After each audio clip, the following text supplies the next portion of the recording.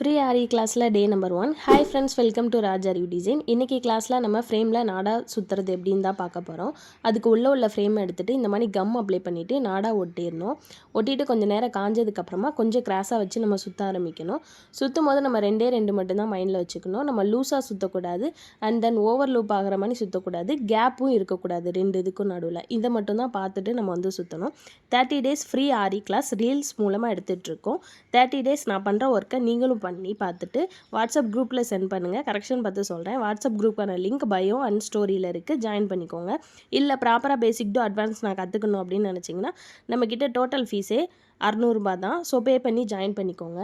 Next இந்த மாதிரி last வந்ததுக்கப்புறம் இந்த மாதிரி கம்மை அப்ளை பண்ணி ஒட்டிடுங்க. ஒட்டும்போது ரெண்டு இது இருக்கக்கூடாது, ப்ளெயினாக இருக்கிற கேப்பில் தான் நம்ம வந்து ஒட்டணும். ஆரி ஒர்க்குக்கு தேவையான மெட்டீரியல் வேணும் அப்படின்னாலும் நீங்கள் என்கிட்ட வாங்கிக்கலாம். கிளாஸ் பற்றின வேறு ஏதாவது டீட்டெயில் தெரியணும் அப்படின்னா ஸ்க்ரீனில் மேலே இருக்க நம்பருக்கு காலர் மெசேஜ் பண்ணுங்கள். பாய்.